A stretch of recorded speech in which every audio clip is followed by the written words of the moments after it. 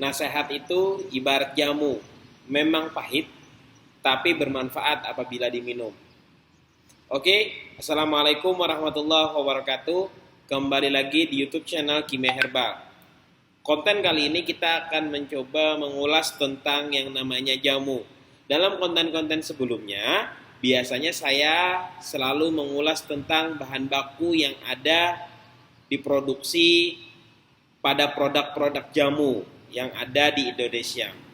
Nah, konten kali ini saya akan mencoba berbagi tentang apa sih tentang definisi jamu.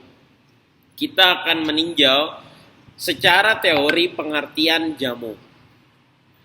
Indonesia memiliki cara pengobatan tradisional secara turun-temurun dari para leluhur atau biasanya kita sebut dari nenek moyang.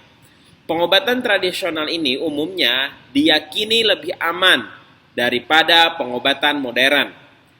Karena pengobatan tradisional tidak begitu keras.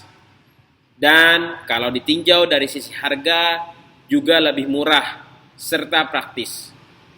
Jamu merupakan ramuan tradisional sebagai salah satu upaya pengobatan yang telah dikenal luas dan dimanfaatkan oleh masyarakat dengan tujuan mengobati penyakit ringan, terus mencegah datangnya penyakit, menjaga ketahanan dan kesehatan tubuh. Bahan jamu biasanya terbuat dari tumbuh-tumbuhan, misalnya akar, daun, bunga, kulit pohon, dan seterusnya. Jamu juga sebagai suatu bentuk pengobatan tradisional. Jamu memegang peranan penting dalam pengobatan penduduk negara yang berkembang. Diperkirakan 70-80% populasi di negara berkembang memiliki ketergantungan pada obat tradisional. Jamu berasal dari bahan akar-akaran, antara lain seperti kunyit, jahe, lengkuas, temulawak, dan lain-lainnya. Sedangkan dari daun-daun dapat kita lihat seperti daun salam, daun sirih, daun jeruk, bahkan ada daun asam jawa. Pengolahan jamu ini biasanya diambil secara langsung dari alam, kemudian diolah tanpa bahan kimia sintetis. Hal ini juga membedakan antara obat tradisional berupa jamu atau tanaman herbal dengan obat modern. Pengolahannya itu diambil langsung dari alam, kemudian diolah dengan cara direbus, diambil airnya, lalu diminum. Seiring dengan perkembangan zaman, pengolahan jamu saat ini mulai berubah. Jamu diolah dalam bentuk pil, dalam bentuk kapsul, dalam bentuk kaplet, bahkan juga dibuat dalam bentuk cair. Sebagian masyarakat menyebutnya dengan pengobatan disebut dengan pengobatan komplementer atau dikenal sebagai pengobatan alternatif.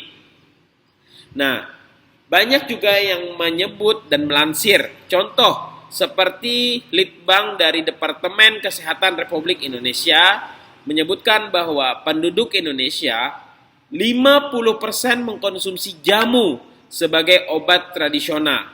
Bagaimana penjelasannya? Coba kita lihat.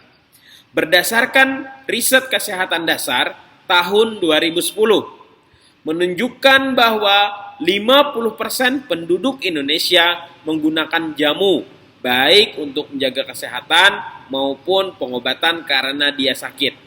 Dari data riset kesehatan ini juga, dari data riset kesehatan dasar juga, menunjukkan bahwa jamu sebagai bagian dari pengobatan tradisional.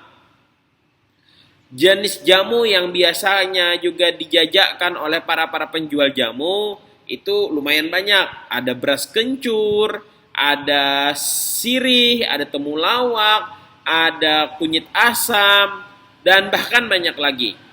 Nah, kira-kira menurut teman-teman semua, pengertian jamu itu apa sih? Kalau teman-teman mempunyai pikiran sendiri tentang jamu atau teman-teman mengetahui apa aja yang menjadi ketentuan-ketentuan pengertian dari produk jamu, boleh teman-teman share di kolom komentar. Next, kita akan bahas pertanyaan dari teman-teman dan juga nanti kita akan bahas kira-kira apa sih persyaratan dari jamu atau obat tradisional. Oke? Salah hilap mohon maaf, semoga bermanfaat. Assalamualaikum warahmatullahi wabarakatuh.